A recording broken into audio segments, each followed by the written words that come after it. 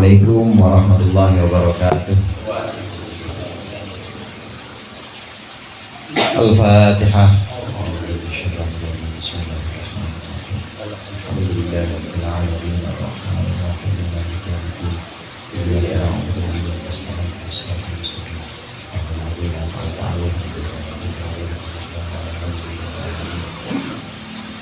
Alhamdulillahil jalali wal ikram ala ma akmalahu bin dinil Islam.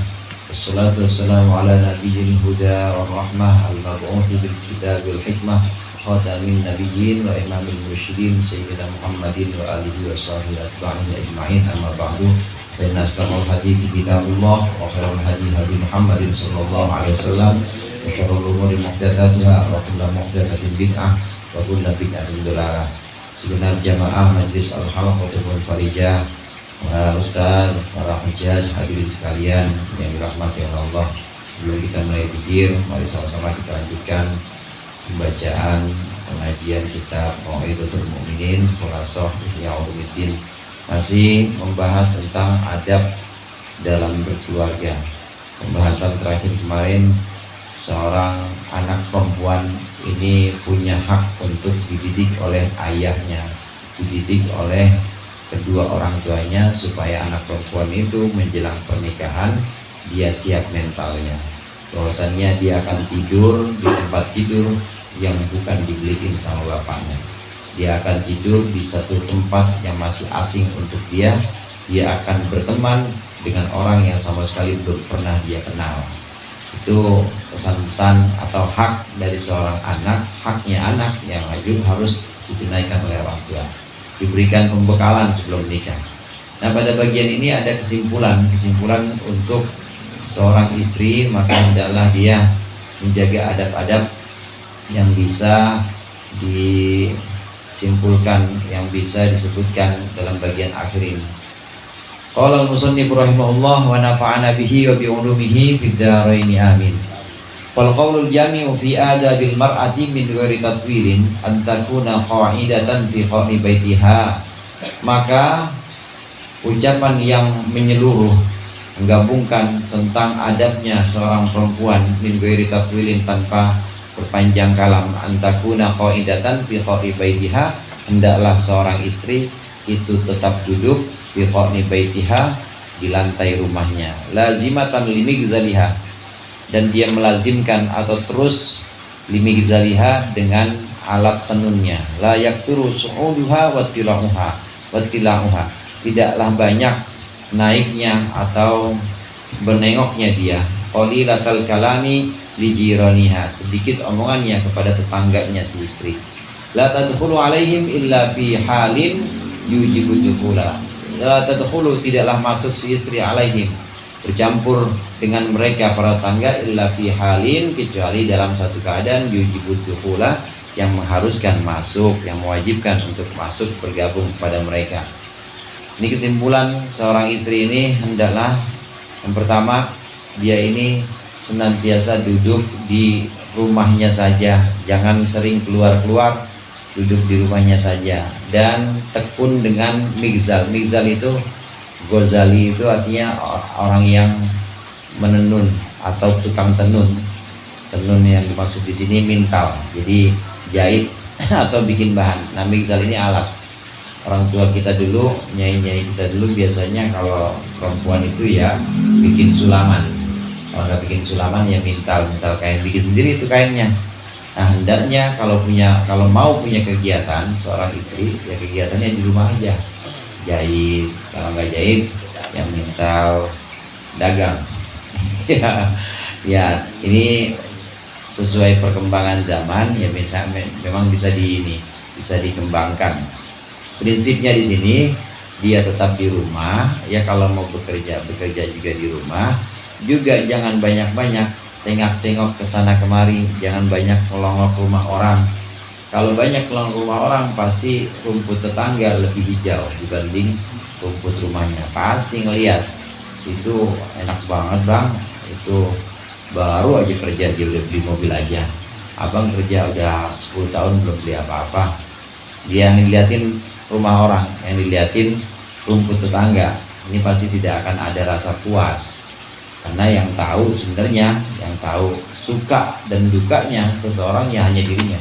Dia nggak tahu punya mobil tapi pikirannya kemana-mana, orang tagihan, leasing, dia nggak tahu, kelihatannya baru bangun rumah, padahal di dalamnya itu panas banget, hawanya nggak betah di rumah. Kan yang tahu masing-masing orang suka dukanya. Jadi jangan sering tengok-tengok, ngelongok rumah orang atau memandang rumput tetangga, jangan. Begitu juga seorang istri harus sedikit omongnya, sedikit bicaranya dengan tetangga, jangan banyak-banyak nangga. Ya, mau beli garam, nggak beli garam aja cuma 2 jam, beli garam doang 2 jam, ya soalnya mampir nangga, ngobrol ini, nangga lagi, ngomongin ini, apa aja ada aja yang diomongin. Jangan, sedikit aja bicaranya, seperlunya aja. Orang yang umat-umat terdahulu itu diantara penyebab mereka binasa dan rusak itu adalah fudulul kalam, karena banyak ngomong. Kebanyakan ngomong akhirnya rusak, kebanyakan ngomong akhirnya mereka binasa. Ini orang terdahulu. Demikian juga perempuan jangan banyak ngomong dengan tetangga, jangan banyak nangga, dan juga jangan campur atau jangan berkumpul dengan tetangga kecuali untuk sesuatu yang mengharuskan mereka kumpul, mengharuskan mereka gabung dengan tetangga, memang undangan atau memang lagi ngaji, karena ngaji itu diperbolehkan. Ini batasan-batasan ini tetap melihat kebutuhan dari istri, hadirin. Kalau memang istri butuh, apalagi diwajibkan dalam syariat, istri diwajibkan untuk belajar.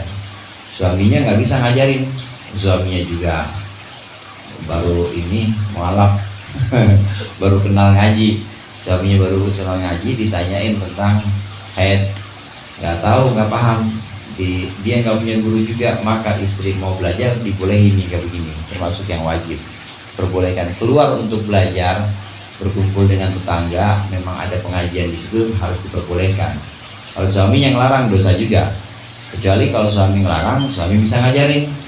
Nah, ini suaminya nggak bisa ngajarin, manggil guru boro-boro, ongkos lagi manggil guru, kan nggak bisa, makanya biarin dia keluar rumah. Untuk perkara yang memang diwajibkan syariat atau dibolehkan syariat, maka istri juga diperbolehkan keluar. Jangan terlalu dikekang juga, diperbolehkan keluar. Namun prinsipnya di sini memang harus menjaga omongan, jangan terlalu banyak ngomong, dan juga jangan terlalu banyak nengokin, terlalu banyak ngeliatin kelebihan orang, ngeliatin kekayaan orang, silok nanti dia.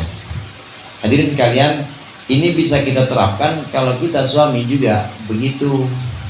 Kan dakwah yang paling efektif, yang punya efek maksudnya, yang paling kena kepada orang lain, ini kalau dakwahnya dakwah bil hal. Lisanul hal afdalu min lisanil maqal. Bahasa tubuh atau bahasa contoh itu lebih bagus dibanding bahasa lisan.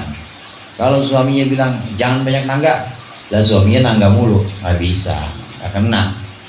Kalau suaminya bilang misalnya jangan keluyuran mulu, pergi malam mulu, pulang malam, nggak ada urusan apa-apa, suaminya juga sering pergi malam tapi nggak ada urusan apa-apa, tahlil kagak, nyari duit kagak, tapi catur aja catur yang dia pikirin kuda mau benteng. Sama, tidak akan bisa kita menasihati orang kecuali kita mencontohkan terlebih dahulu. Harus lisanul hal, itu namanya bahasa contoh, bahasa keadaan dari kita, dan kita yang mengajarkan atau kita yang mencontohkan, ini pasti lebih efektif, lebih mengena, efeknya lebih kena dibanding kita ngomong tapi kita nggak pernah mencontohkan. Kita ngomong suruh ini kita, ya kalau pakai baju yang cakep di rumah, yang wangi, suaminya belegot aja, mana bau banget keringet lagi, ya sama aja. Dia juga nurutin suami, pasti dia pakaiannya pakaian yang jelek-jelek itu karena dicontohin sama suaminya. Kembali kepada diri kita sendiri, ibda binafsik, mulailah dengan dirimu. Kalau kita mulai dari kita mencontohkan, maka istri juga akan bisa mengikuti kita. Demikian juga anak-anak. Anak-anak juga akan mencontohkan yang dilihat dari kita. Dia nggak bakal dengerin omongan kita. Yang paling efektif itu yang dilihat dari kita. Bapaknya sering ngaji, anak demen ngaji. Bapaknya sering ngayap, anak demen ngayap. Udah coba ya? Pasti mengayap. Bapaknya pulang bawa berkat mulu, besok anaknya, gilanya diajak tahlil, diajak ngaji, pasti benar. Dan bakal bisa nerusin bapaknya yang demen pengajian. Kayak orang sini kan demen pengajian semua ya. Mudah-mudahan bermanfaat. Mari sama-sama kita awali dengan